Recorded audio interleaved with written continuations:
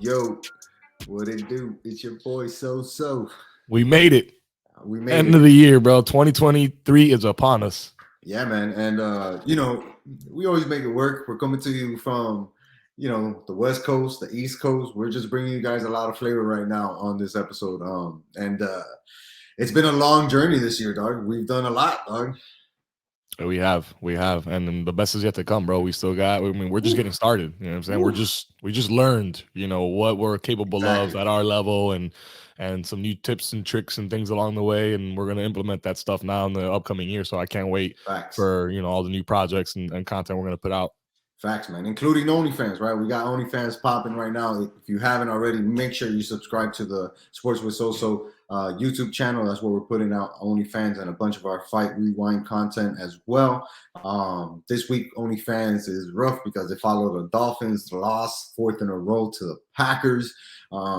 26-20 was the final score, and what hurt, like we said on the show, is the fact that we had another chance to win this game coming down the line, and that's the shit that really kills us, because even in those games, what you hope to have in those games as a team that's good and talented, right? What you hope to have is a chance to win the game, right? A chance with like 10 minutes, fourth quarter, whatever, a chance to win the game.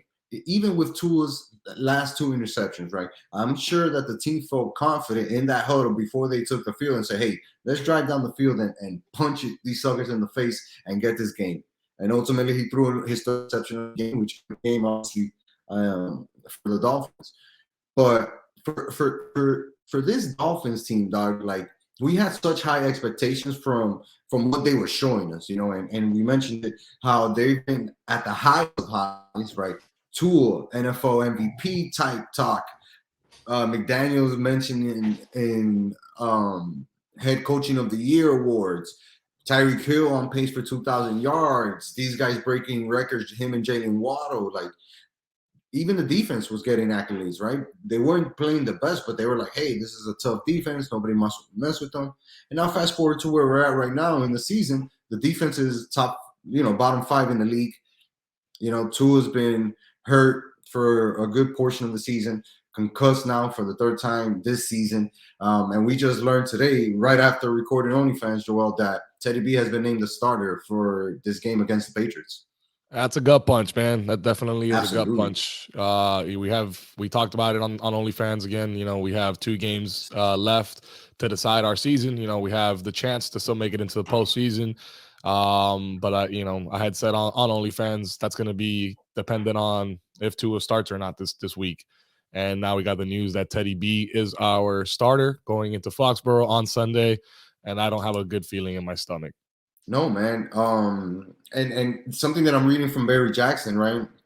Quote, McDaniel said he has been advised by medical professionals that Tua worries only about the day he's currently in and nothing else. He is in the building. He also declined to say if he's been ruled out for Sunday under any added pressure, not because of the health process. And now, the doctors confirmed that Tua did have a concussion on Sunday. We're finding out a lot more information, and I'm sure a lot more information is going to come out. But it's what I was telling you before, Joel. How do we, as Dolphins fans, right, objective Dolphins fans, say, yeah, I feel confident in having Tua here for another 5 years? Will he last 5 years? Will this concussion thing continue to be a problem for him? Is this something that Mike McDaniel is going to continue have to plan for? Are we going to rely on settling for good, quote unquote, good backup quarterbacks for the rest of his coaching career here? I don't think so. We've always, had the debate: is Tua good enough? We know that at his best, Tua is more than good enough, right? We know that to be a fact. When he's at his best, completely healthy, time to throw in the pocket. With those things given to him, he can be a more than above average quarterback, right? Yeah, absolutely. But when he's bad, it's really bad, doggy. You could argue that for anybody, bro. When anybody's good, they're good. When anybody's bad, they're real bad, because there's no such thing as being good bad. But I think the concern more so, now to your argument, where you said, he doesn't you don't see a future to being a part of the, the long-term future here. It's more so now stamped with that concussion. 3 concussions in a season. Is he easily concussed? Should he keep taking this kind of trauma? Because we know he wants to keep playing. He doesn't care. He wants to keep playing. But in long term, is that going to be an issue later on down the road for the guy? And if it is, that's something to reconsider, man. You don't want to talk about retiring early or anything, but when you're talking head stuff, head trauma and things like that, it's a whole lot different than just a couple of reconstructed ACLs. You're talking about your motor skills. You're talking about your longevity. Being able to speak into your old age. Just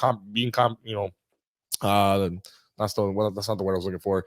But anyways, no, but just being composed and coherent. Yeah. Being able to comprehend things and still articulate things at an old age. I mean, you think back to like Muhammad Ali, bro. And granted, Tua's not there getting jabbed in the face every other second, for 12 rounds or whatever it is. Right. But still, man, these hits that he's taken, are not good ones, especially when you see how much his head is hitting right back on the grass or things like that, and it doesn't look well for the kid, man. So it's like, I want him to play, I want him to be our guy, right. But if medically this isn't the right career path for him, then that's a different story. But as far as being a winner, the kid's a winner, bro. We've had a bad 4-game skid. This one you can blame on him. We can pretty much say Tua was to blame for this loss, partly because he was concussed.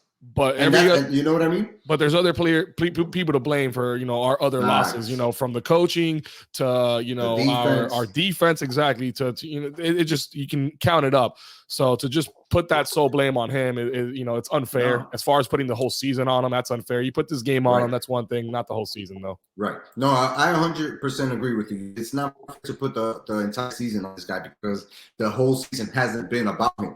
We have to remind ourselves that this is a first-year head coach dealing with high-level talent, dealing with a lot of pressure, dealing with a team that's on the cusp of being a playoff team and having to deliver that, and if he's able to do that, then he, makes himself look even better. But that's what this season has been about. It's about him being able to take this team to the next level. And so far, McDaniel has done that. We've seen the offense improve to levels that this team as a franchise hasn't seen in over 30 years, 40 years. You know what I mean? So, like, obviously it's heading in the right direction. We just have to figure out what the rest of the future is going to look like for Mike McDaniels here and the rest of this offense. We invested heavily in Tyreek Hill, right, to have him be here and give us this type of season that he's given us. An amazing season, right? Yeah. Could have been better here and there, but overall an amazing season. Same thing with Waddle, an amazing season. But we invested in him because he's in his prime.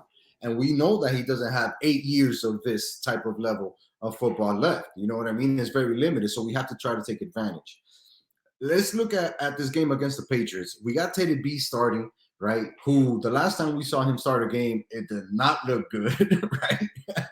How confident are you? Because me, myself, I'm not that confident in seeing Teddy B against the Patriots in cold weather. I'm not confident at all, man. I mean, I know he played in Minnesota, but they played in the dome. I know he faced a lot of NFC people up north and stuff, and he dealt with that cold weather. But I mean, Teddy B, has not shown it this year when we have seen him, in the game that he did start, and then afterwards in the game that he came in for Skylar Thompson, he hasn't been able to get it done. And it's just interesting, the fact that we're going to go with him, we're going to name him the starter. I wonder, what drove Mike McDaniel's decision behind that to go with him versus, the rookie. Is it the fact that he is a veteran and he trusts, that veteran, now at this point in the season where we need to win over, a rookie? I don't know. I guess that has to be it, but I don't feel confident, man. I know that if that's the case, we really, really got to have all 3 running backs going hard. We need Raheem Mostert, we need Jeff Wilson, and even Salvon Ahmed all getting the ball. I want them all getting 10+ carries. Don't get the ball in Teddy's hand, man, because he's not going to make it happen. And if he is, we need him doing quick dump outs to Tyreek or Waddle, in space, so that way they can try to make a play in the open field. Because he's not going to make it happen down the field, I don't think, man. Hell no. And even a quick dump off to a running back, like we've asked of Tua, right? Those little plays can bring you that short yardage. If you're 3rd down and 5, 3rd down and 4, you can dump off to a running back and let him do his work, and get a first down, or at least get him on a one-on-one matchup with a linebacker. It's going to be interesting. This is another hurdle for Mike McDaniel to jump. And you know what? Credit to him also for being a stand-up guy and saying, you know what, let's go with Teddy.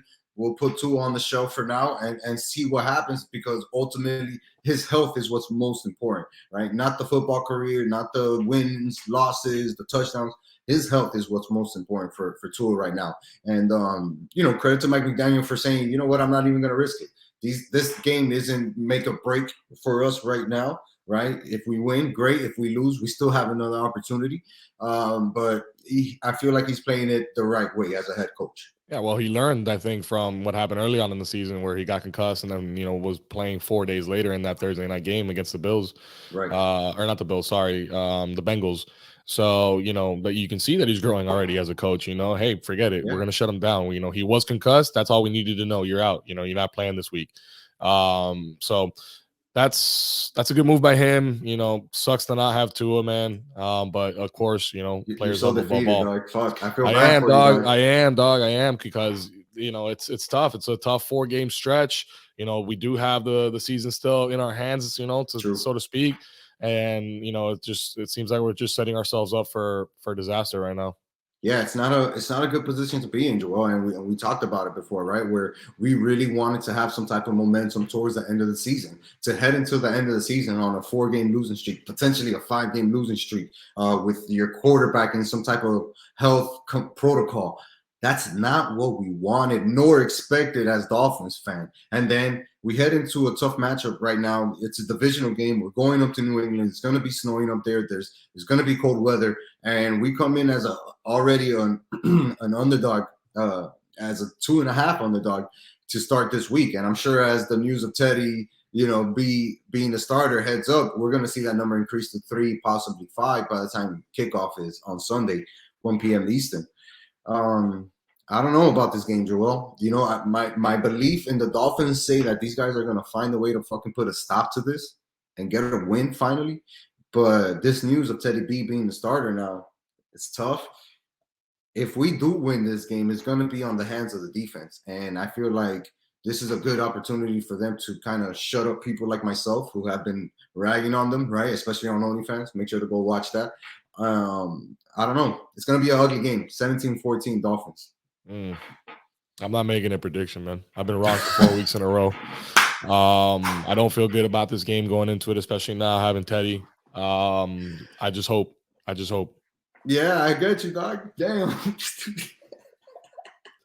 This dude said I'm not making a prediction. Nah, just not happening, wrong. dog. I'm tired of being wrong. I'm tired. I'm tired of the Dolphins. But you see, look, you're tired of the Dolphins proving you wrong. You know what I mean? And Joel, for everything that we talked about, we expected the Dolphins to be better than this at this point. We'll just say that. That's fair to say, right? We expected them to be better than this at this point. So sure. Let's see what happens.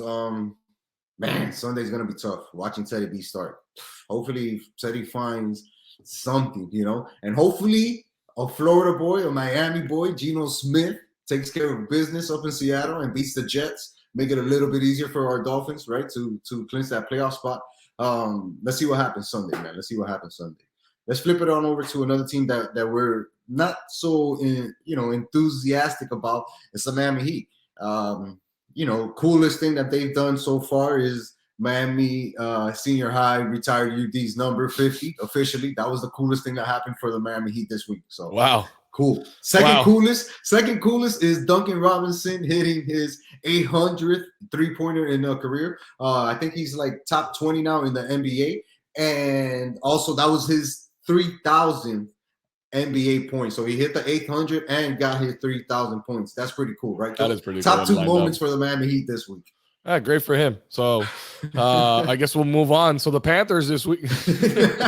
No, man. We got a big game against the Lakers that we got to break down. Man. Even though LeBron's not going to play, the Heat, they've lost 2 games since we've last recorded. They lost a tough game to Chicago, 113-103 at home. Lose another game, 111-108 against Indiana. Back-to-back losses after having a nice little win streak. This inconsistency that's facing the Heat, it's really troublesome because it's, I was telling a homie of mine, I was like, yo, this is the point where Pat Riley really has to look at the team and say, okay, what can I do to help this team for next year? because this season is almost like a wrap. We know that we're not going to be competing for a top position in the East, right? And furthermore, we know that this team is not going to be one of those teams to fear in the playoffs, right? Or a real threat to get to the Eastern Conference Finals. Not even the championship, just to make it to the finals and say, hey, we're here.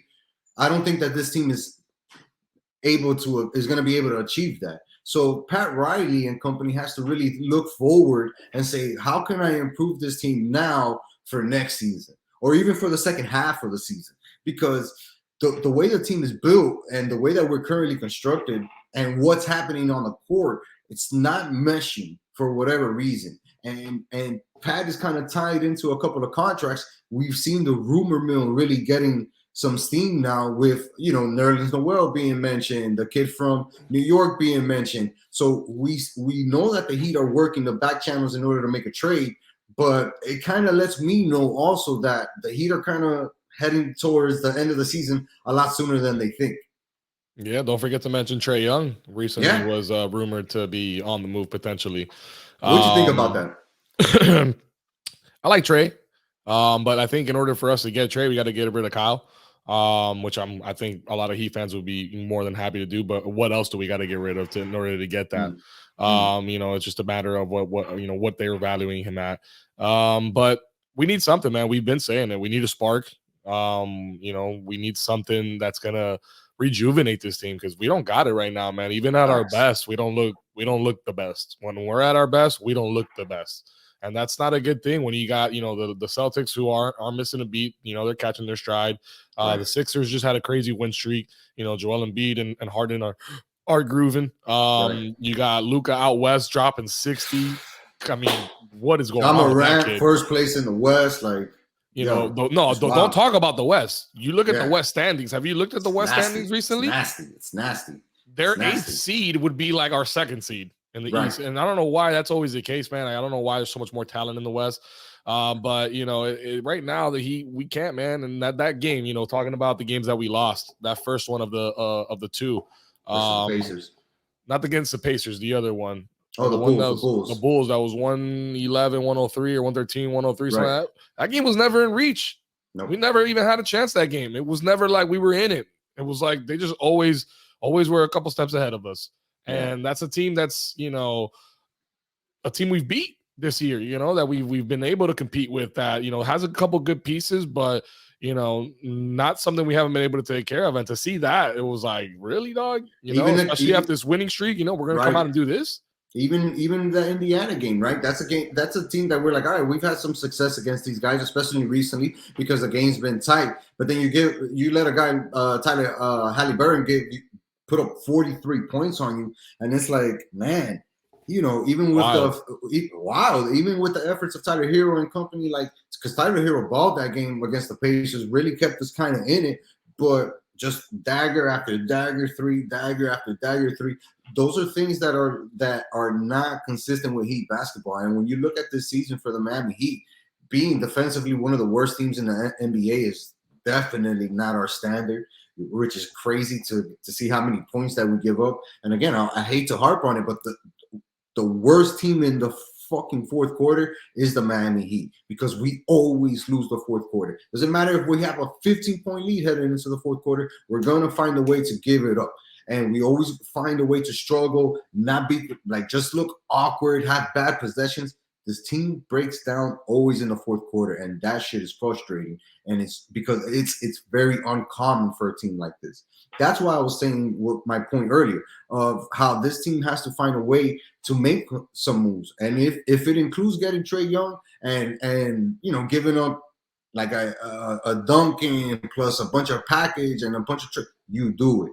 The only two guys who should seriously be considered here for the long term is Bam and Tyler, because those kids are young enough. They're playing excellent in spite of everything that's happening with this Heat team, right? Everybody else right now at this point is expendable, even Jimmy Butler. There's a lot of people who say, oh, you can't trade Jimmy, he's our best player, whatever. Jimmy's also a guy who's on a hunt for a championship. He knows he's not going to get one here this year, and it's probably not going to happen next year. We've already had our best opportunities with him, right? We had it in the bubble and even last year. now we find ourselves regressing to the mean. We need to do right by Jimmy and give him a shot to get a championship, and that includes putting our best player out there and getting the most in return for him and putting him in a position where he can achieve what he ultimately wants to achieve. Will it be done this season? Possibly not. Maybe in the off season, right? Once the season is over and Jimmy says, "Hey, what's going on here? What are my options?" I don't know. This team needs something because right now they don't have it, man.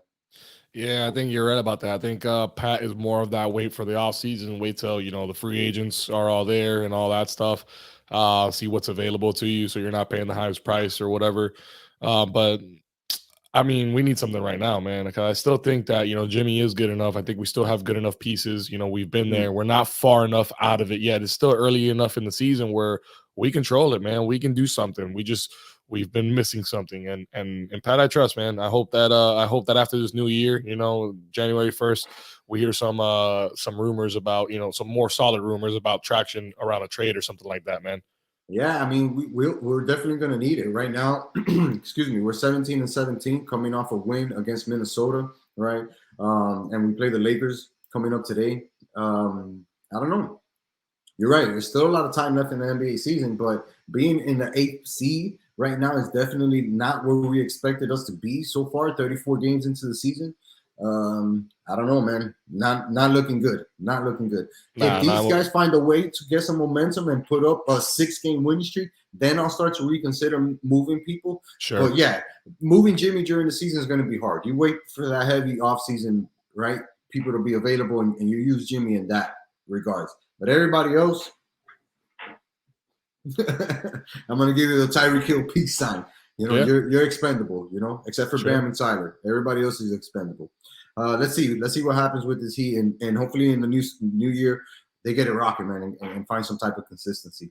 Yeah, man. We do We have to need it. talk about the Panthers. Yeah, we do have to talk about the Panthers ever so slightly. They're on a 3-game losing streak. I don't know what the hell is happening to this team. They're Bro, it's simply rough. It's falling rough in apart. South Florida, man. It's rough in South Florida right It now. really is, dog. It's That's why Jimmy. you. That's why you went all the way to California to get away from this shit. But I didn't expect the rain. The rain brought me. I guess I brought the cloudy weather over here, dog. That's Because exactly what you did, dog. All the people in LA were facts. like, "Yo, it was nice before you got here." What Yo, the? who invited this guy over Who here? invited this guy rocking your Dolphins flag around your neck like a cape? I am wearing my Hurricanes gear everywhere. Like, Oh yo, my god, it's how I do out here it's in the been West rough, Coast. man. But yeah, Panthers, dog, 3-game losing streak. It's not good. No, not good, bro. And look, again, we see them for the first time under 500, 15, 16, and 4. When was the last time you saw the Panthers in the last 3 years under 500? It's been a while.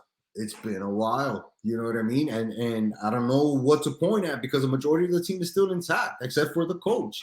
And I saw a tweet, and I don't want to spend too much time on this guy because I don't know enough about Panthers hockey to say that I'm pissed off, right? But I saw a tweet from this guy or a comment on Twitter where he said, "Oh, what do you expect from players? What do they have to do to turn it around?" And he said, "Oh, they have to show up." I was like, "What? They have to show up?" No, you gotta fucking. It's got to be more than that because guys just showing up is what you have right now. Right. Where guys are just showing up to get their paycheck and say, "I'm here to play some hockey. If we win, cool. If we don't, no biggie." That's what showing up means to me. If you're talking about a head coach putting on a message, the message needs to be, I need these guys to play harder. I need these guys to be more focused. I need these guys to be more determined. I need these guys to realize that we're slowly losing grasp of what's available to us this season with the team that we have. That whole shit of they need to show up, that shit didn't sit right with me. And again, I can't say that I'm too pissed off, but as a guy who would put himself in the shoes of a player to hear that from your head coach, I don't know, man. But doesn't bode well. Yeah, well, neither does being under 500. And that was the only thing that I was Facts. clinging on to for this team, at least. Hey, Right. they're still above 500. Now it's like, what are we doing right now? This is not Panthers hockey right here. No. So they need to figure it out, man. They need to figure it out themselves. I don't know. I don't know hockey enough to be able to say this is what they need. If definitely is the coaching or no, the Right. players, Kachuk needs to, stop being so absent, missing so many games or whatever. I don't know. I can't be the one to tell you that. I can tell you though, it doesn't give me a good feeling when the Dolphins are on a losing streak. The Heat are struggling and the Panthers are on a losing streak. It just Yeah. doesn't make me feel good as a fan. Yeah. And look, for as dominant as they were last year at home, they're 8-5 this year at home, which is not a great record, honestly. One of those Even 5 losses we went worse. to. Yes, we did.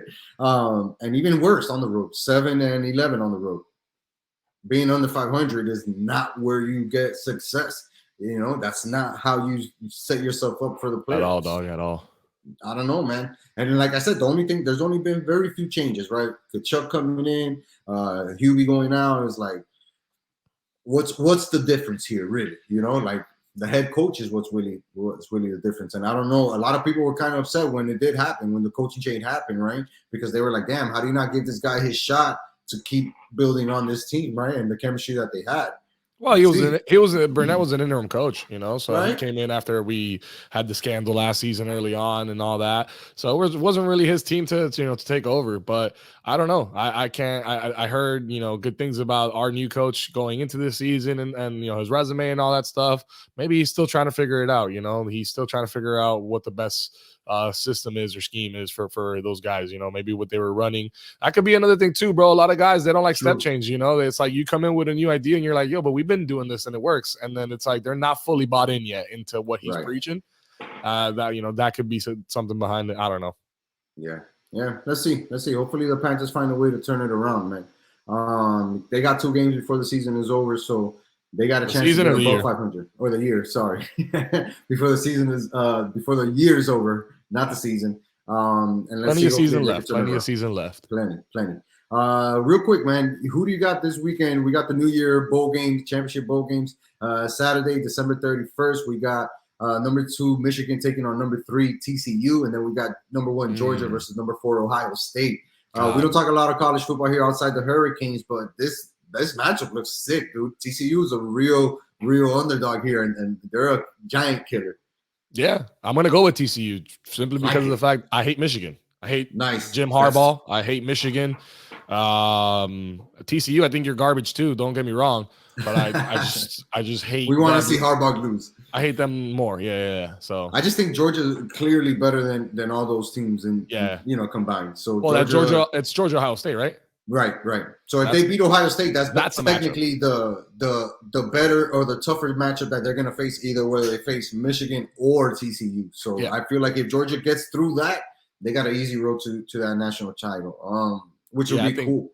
I think it's Georgia's championship to win it all. Yeah, me too. Me too. Let's talk a little bit about 2023, man, and what we got going on. We got a couple of interviews lined up. We got an interview with the Dolphin of the Year. Man, you guys are going to be excited for that. We got an interview with one of the premier boxing coaches coming up in South Florida. We got a lot of Miami Golf Bros stuff lined up, including another drop this Friday. Make sure you guys are subscribed to that YouTube channel right now. Damn, dog. It feels like this year went by quick, but now this next year is already here, and we're working even more. Yeah, we're learning as we go. We got to have things in the funnel ready to pop. But man, I know we have stuff coming up this year that we're planning on and going to be bringing, but I want to sit back and kind of reminisce a little bit this year. Man. We've had some pretty good moments, from 365 to BKFC to just OnlyFans, covering the Dolphins, every game after the game, giving you guys, instant reactions, what has been your favorite thing we've done this year? I think it was the second BKFC event, man, that we did. We posted all those interviews on our YouTube shorts, so make sure to check them out. Shout out to all the fighters who gave us their time. We really appreciate it. But the vibe that night was jam-packed, and it actually got voted the BKFC event of the year. So you and I were at the BKFC event of the year, BKFC 34 in Hollywood, Florida. Makes sense. Which was huge. Also, we had a big one of our biggest interviews this year, sitting down with the former champ, Francisco Ricci, big friend of the program, one of the first guys to give us a shout out in bare knuckle fighting. We had that interview with him, which was great. And also OnlyFans popping off, man. We saw OnlyFans, really take a leap, right? We went from this small idea that we had into a full-fledged program now. And it's dope to see that, bro. It's dope to see that. But for me, my favorite thing would have to be that BKFC event, man. It was just the way that we were set up and what we're going to keep doing with that. Right, it's just felt like that was the beginning of something that's exploding. Yeah. We've been able to maintain the weekly show. You know, we've been able to, Consistency. well, we can, we've been a little inconsistent at times, as far as what we wanted to deliver and stuff. But we got full-time jobs and full-time lives. We're not, doing Right. this. We're not doing this full-time. This is on Not the yet. side that we're doing this. So, but I hope our subscribers and our community that we're building here, they, I think they all understand, they know exactly who we are, where we're coming from.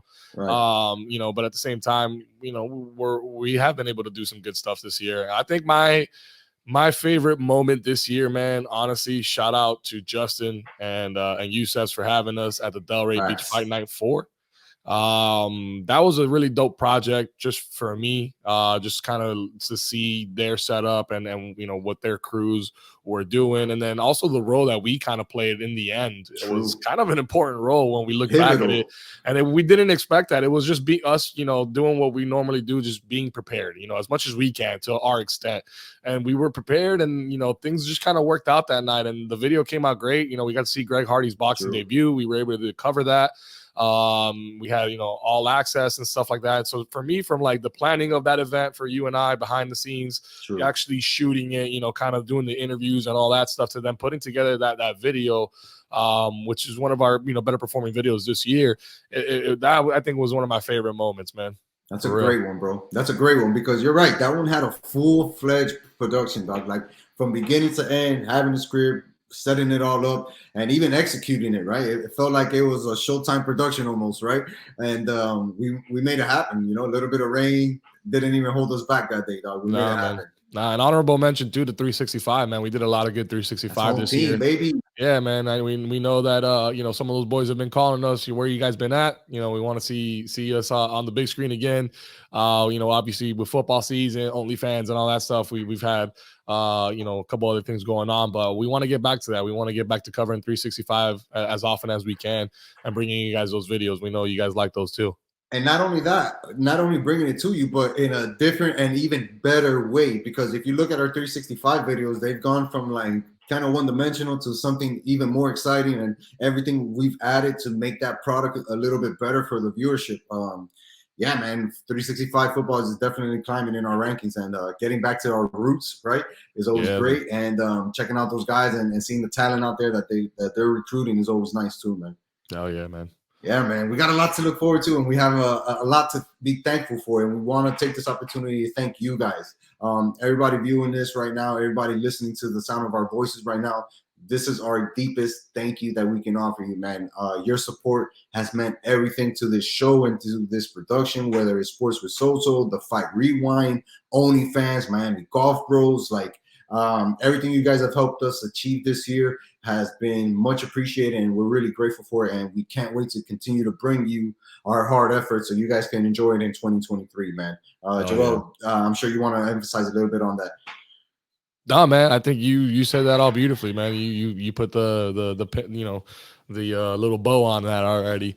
I just want to piggyback off of that, man. Thank you guys, man. Thank you for the support. Thank you for watching. It takes time, literal time, hours, to set all this stuff up, edit it, put it out to you guys. And whenever you guys hit that subscribe button, hit that like button, or even drop that comment just telling us, hey man, we love this part, or shout some part out of the video set out. So sucks. That all those comments, good, the bad, the ugly, they mean a lot to us. Why? Because we know you're watching. And at the end of the day, that's the reason we're doing this. We're doing this because we know we share similar passions to, everybody that lives here in South Florida, as far as when it comes to our sports teams and all that stuff. And we want to keep bringing that to you. So appreciate it. Absolutely, man. Great job, Joel, man. And I appreciate you, brother, man. I know the hard work that you put behind this program, dog. And we always work hard for each other, bro. And I'm thankful for you, doggy. You know what I mean? And yeah, man. Let's keep pushing. Man. Appreciate that. Yeah, I'm thankful for you too. So let's keep pushing, Papa. Yes, sir. And for everybody else, man, you know what to do. You gotta tell a friend. Tell a friend. To tell another friend. To tell one more friend. To tell one more friend about this podcast right here, man. This podcast has jumped so much from the time that we even started it 2 years ago. What? 2 years ago? That's and wild. What we got in 2023 coming up. Guys, I'm telling you, it's a lot to be excited for. But continue to help us grow this platform. Make sure to subscribe to our YouTube channel. Hit that like button. Drop a comment. Let us know how we're doing. And until next time in 2023, peace.